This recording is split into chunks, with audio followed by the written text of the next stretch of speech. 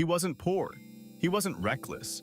He wasn't chasing shortcuts, risky trades, or viral promises of fast money. He followed the rules, worked consistently, saved carefully, avoided obvious traps. From the outside, everything looked stable, predictable, responsible.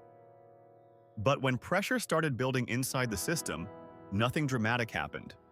There were no headlines screaming collapse, no sudden crashes, no alarms, just a quiet tightening. And that quiet tightening is where most people begin losing, long before they ever realize the game has changed. Financial pressure rarely announces itself. It doesn't arrive as a disaster. It arrives as inconvenience. Interest rates rise slightly. Approval processes take longer. Expenses feel heavier than they did last year.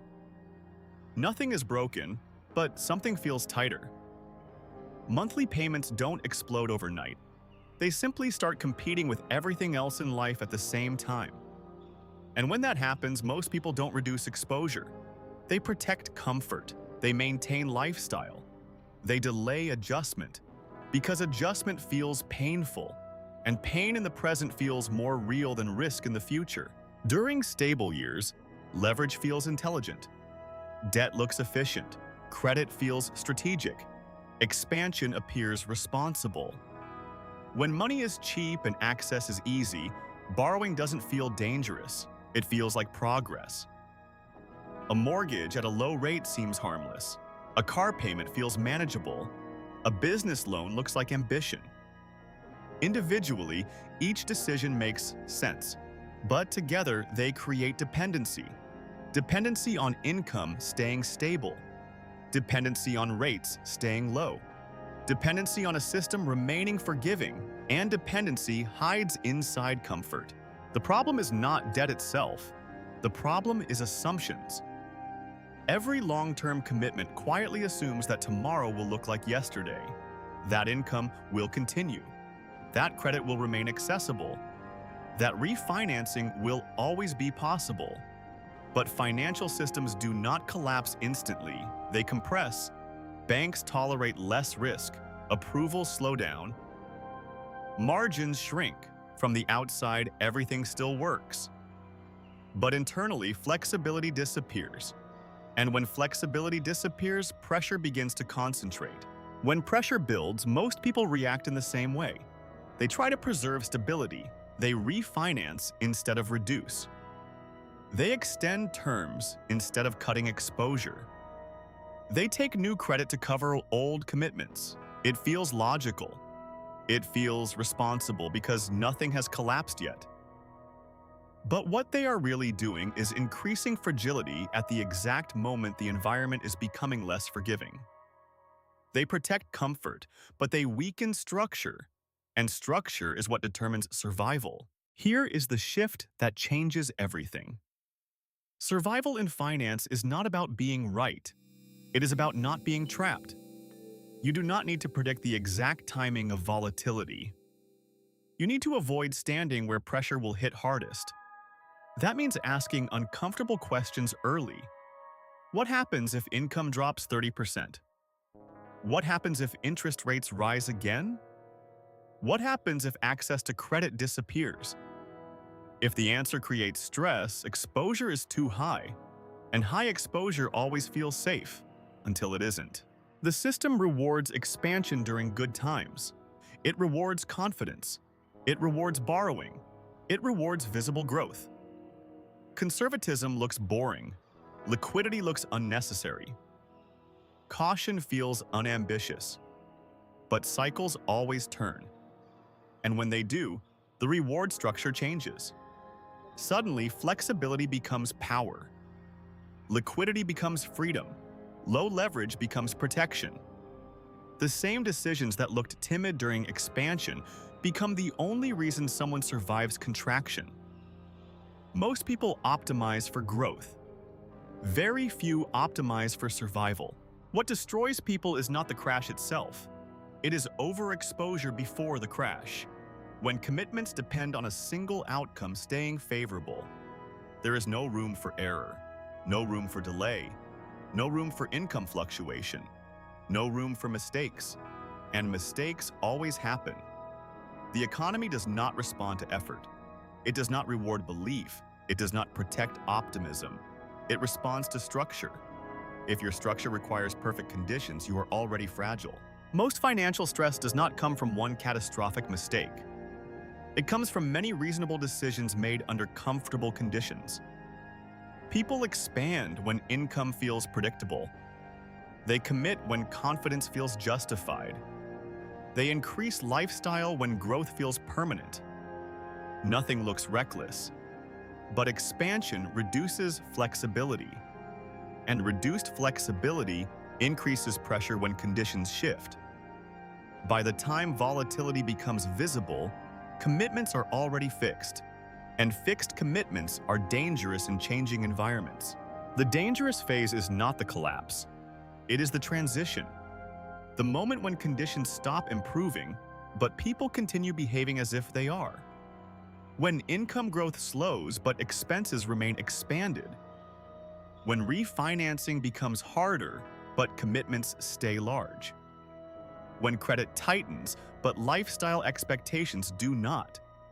This gap between reality and behavior is where financial stress accelerates. Because structure has changed, but decisions have not. The real shift happens when access quietly disappears. Not completely, just slightly.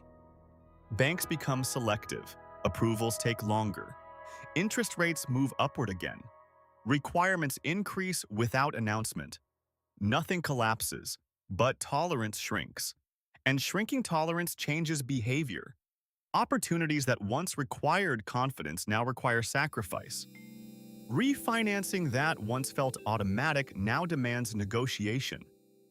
Credit that once felt unlimited now feels conditional. When access becomes conditional, freedom becomes conditional, and when freedom becomes conditional, stress spreads faster than understanding. Most people do not fail because they are careless. They fail because they adapt instead of adjust. They adapt to higher payments. They adapt to tighter budgets. They adapt to smaller margins.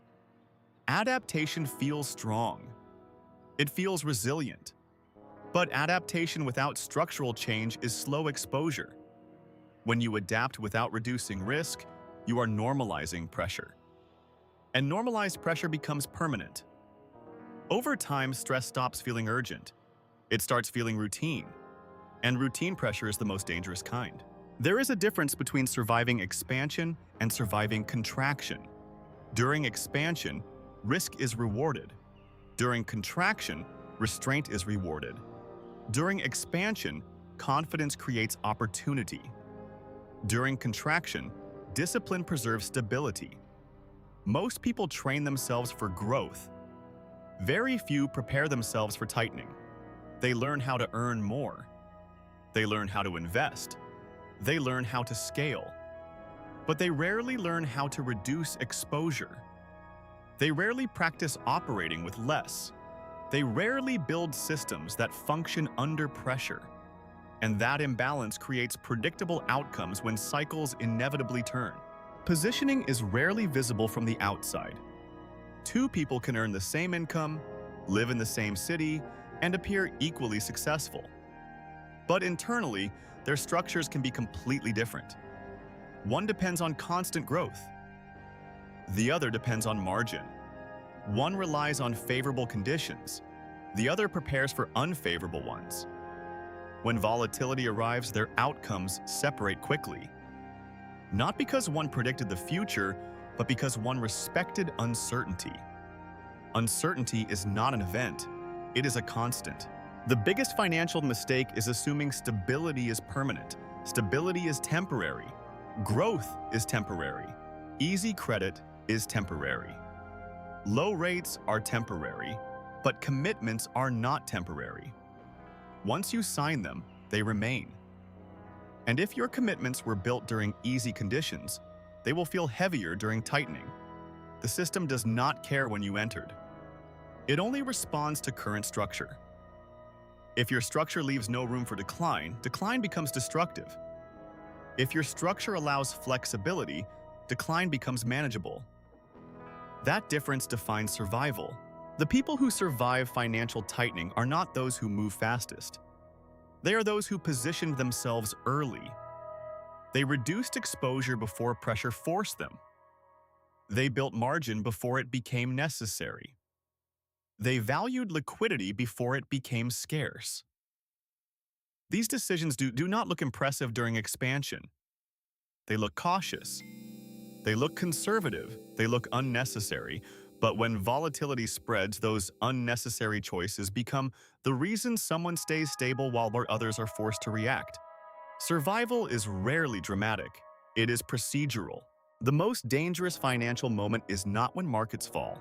It is when everything feels safe, when growth looks stable, when income feels predictable, when borrowing feels intelligent, when expansion feels permanent. That is when exposure quietly builds. And exposure does not warn you. It does not send signals. It does not announce its weight. It waits.